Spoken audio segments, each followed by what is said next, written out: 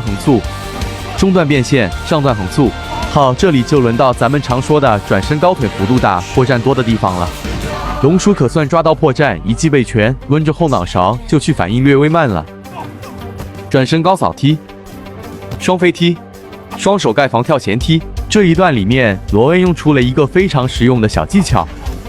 攻防对峙，双手始终处于散手状态，在出拳之际捏紧收回，松散拳指方式，不管是拍防还是出拳都能很快切换，而且这种松散很容易找到节奏，说白了就是打起来很舒服。